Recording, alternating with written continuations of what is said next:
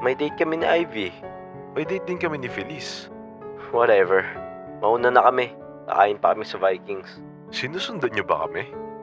Anong sinusundan? Kami unang nakarating dito. Nakabili na nga kami dito oh. Kakain lang kami. Astrid, tara na. Hayaan mo na lang sila. Salamat kay inawat ako ng kadate ko. Yak. Uupakan ko na talaga to. Astrid, sabing tara na. Bakit ba pinapabayaan mo yung sarili mong alipinin ng taong yun? May agreement kami ng dad niya. Ginagawa ko lang trabaho ko. Sobra-sobra naman sa trabaho yung ginagawa mo, Feliz. Sabi ko naman sa'yo, kaya naman kita tulungan eh. I'm also doing this for myself. Paano para sa'yo? Kilala ko si Arthur matagal na. Mas kilala ko siya sa lahat ng taong nakilala niya. Alam ko din yung dahilan ba't siya ganyan. Sana nga alam mo yung ginagawa mo, Feliz. Siyempre naman. Tara na, kain na tayo. Eh, nandun na din sila eh. Lipat na lang ba tayo ng mga kainan? Ano naman kung nandun sila? Wala naman tayong paki sa kanila. Sige, ikaw bahala. Pumunta pa rin kami sa Vikings kahit na nandun sila Arthur. Kunwari pa ako. Gusto ko rin naman talaga silang makita nun. Mali mo diba, baka landiin niya ni Ivy. Dapat makita ko para masakal ko kagad siya. Reservation nga po. Sinusundan niya talaga kami ah. Dito talaga plano namin kumain kanina pa. Ang sakit niya sa ulo. Kung gusto mo kayo lumipat ng mga kainan, Kami na una dito. eh di sabay-sabay tayo dito. Miss, please make sure na malayo yung table nila sa amin. Yabang talaga. Yaan mo na yan. Tara na, kain na tayo. Gutom na ako. Ewan ko ba sa dalawang to ba't nag-aaway sila? Umupo nga kami sa table kung saan sila malayo. Pero pag kuha kami ng pagkain sa counter, nagkakasalubong yung dalawa. Ba't nandito ka sa seafoods? Gaya-gaya ka. Seafood talaga favorite ko. Huwag kang assuming. Miss, saan po dito yung buttered prawns? Sa first aisle po ng seafood yun. Una na ako doon. Bye. Ang kapal talaga ng muka.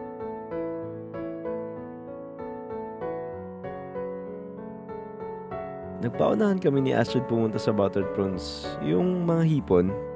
Sakto pagpunta ko doon, 5 piaso na lang natira. Kinuha ko kaagad lahat ng nandun at di ko na siya tinirahan. Ba't mo kinuha lahat? Ako nagtanong kanina. Ako unang nakarating kaya akin to. Napakaswapang mo talaga. Akin na yung dalawa. Bahala ka dyan. Ano ba yan? Para kayong mga bata nag-aaway sa pagkain. Kala ko ba mayayaman kayo? Ba't kayo nag-aagawan dyan? Di ba kayo nahihiya? Ang dami nang nakatingin sa inyo. Sige, sorry Feliz. Dalian na lang natin kumain. Wala na kasi gana akong kumain dito.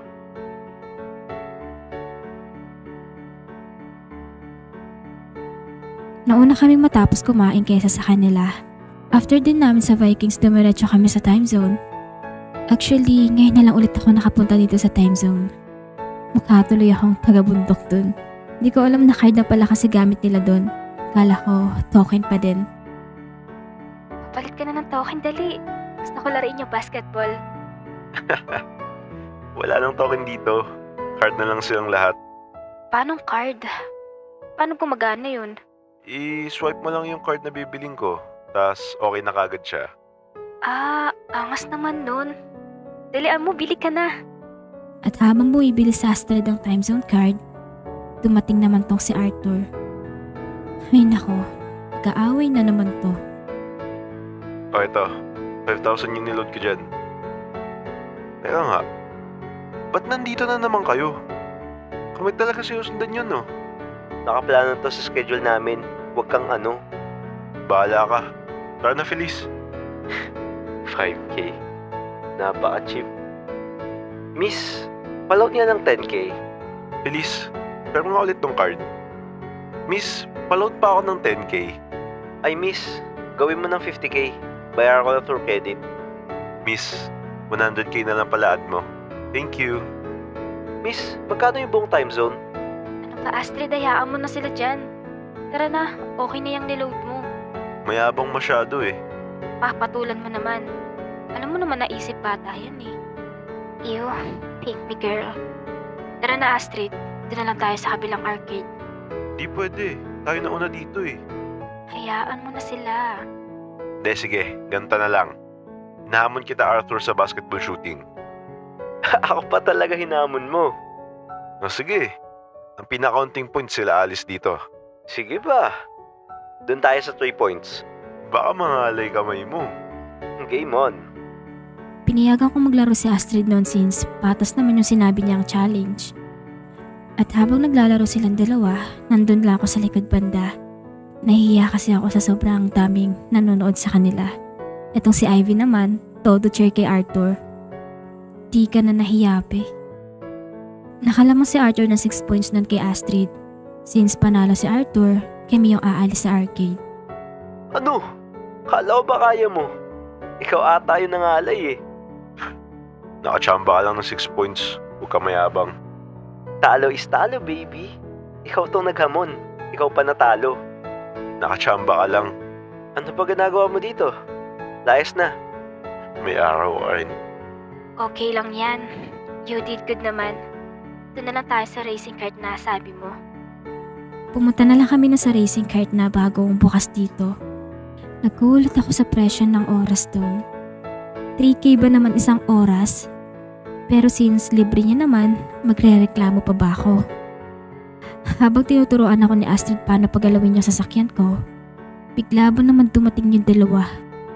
Anak nang, ba't nandito kayo? Kala ko ba dun kayo sa arcade? I enjoyed the challenge. Ako naman mag-aamon sa'yo. $500,000 race tayo. Fine. It's a deal. O paano naman ako, Astrid? You'll be fine. Kahit sa gilid ka lang magpatakbo. Panoorin mo na lang ako manalo dito. Sige.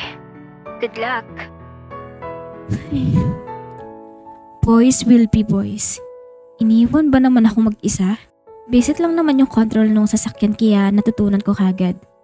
Nagkarerahan yung dalawa na akala mo ba'y magtropa. Kitang-kita mo sa mukha nila yung enjoy eh. Habang pinapanood ko sila sa gilid, nagmamaneho din ako nang biglang pinangga ako ni Ivy. Tumilapon yung sasakyan ko noon at tumagilid.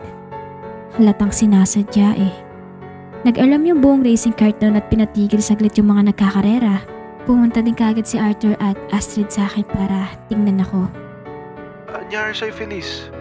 Wala to. Nataob lang. Sorry kung iniwan kita. Hindi, okay lang.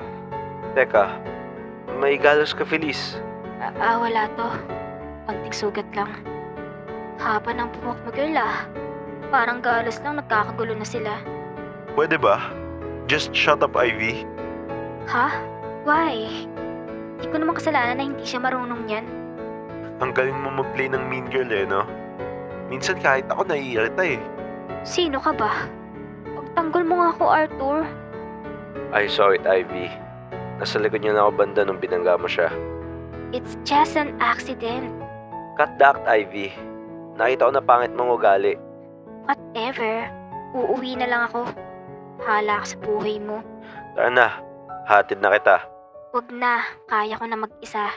Salamat na lang sa pagsama bumili ng regalo. Akala ko ba date nyo to?